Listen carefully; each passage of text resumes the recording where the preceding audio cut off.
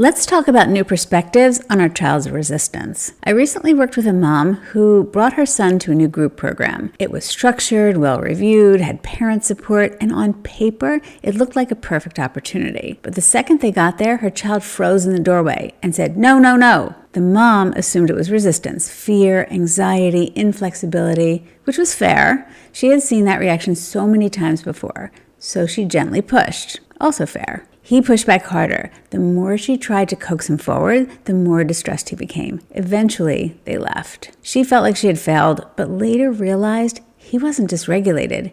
She was. What? His refusal wasn't emotional chaos, it was clarity. He saw something about the environment that she didn't, and instead of going into meltdown, he drew the line. That no wasn't the problem, it was the most regulated response in the room. So today I want to talk about what it means to look at your child's resistance not as defiance, and not even as just communication, but as something deeper. What if it's actually the most aligned, self-protective, and regulated thing happening in the moment? Before we jump in further, I want to welcome you, and if you're new here, I hope you like the content and that you'll consider subscribing. Resistance as a symptom versus resistance as a signal. We often assume that resistance means something going wrong inside of our child.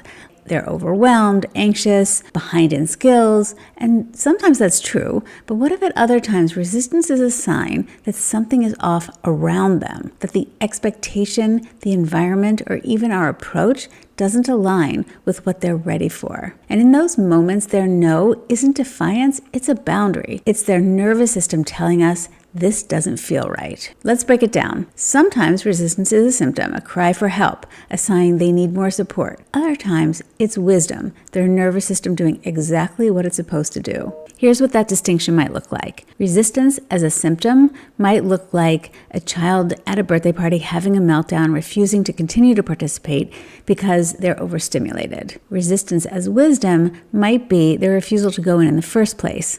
They can look at the situation and they can assess that their nervous system is not ready to tolerate the chaos that they perceive. It's a really subtle difference, but the difference matters. Another example might be a child refuses to join a group game and it's a symptom that they lack social stamina, for example. But avoiding recess altogether, that might be a sign of wisdom that your child knows that with those unclear rules, they feel unsafe, they don't know what to do, so they're drawing the line before they get into the circumstance that causes the meltdown. It is really subtle, but I hope you can hear and appreciate the difference. Both are valid, but when we treat all resistance like the problem to fix, we miss the wisdom it holds to tell us about what needs to change, not in the child, but in the world around them.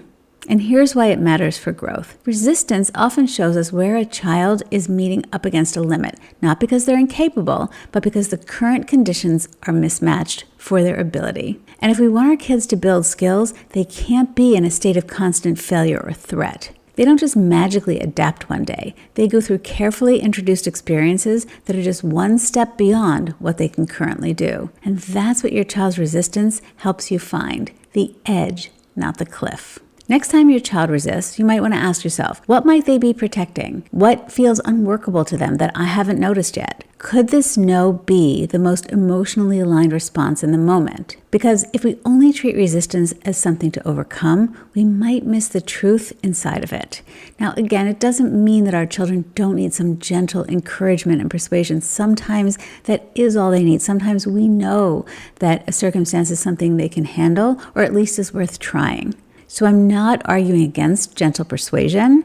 I'm just also asking that we take a look at what the resistance might mean so that we can solve for it before we get to the stage of meltdown. Your child's refusal might not be dysregulation. It might be regulation itself, their clearest, calmest, most appropriate response to a moment that's not right for them. And when we listen to that, when we stop seeing it as disobedience and start seeing it as guidance, we unlock a more attuned, more trusting, and ultimately more effective way to parent. I'd love to hear from you. Has your child ever shown you clarity through resistance? Drop it in the comments. I'd love to chat. I hope this was helpful for you, and I will see you in the next one.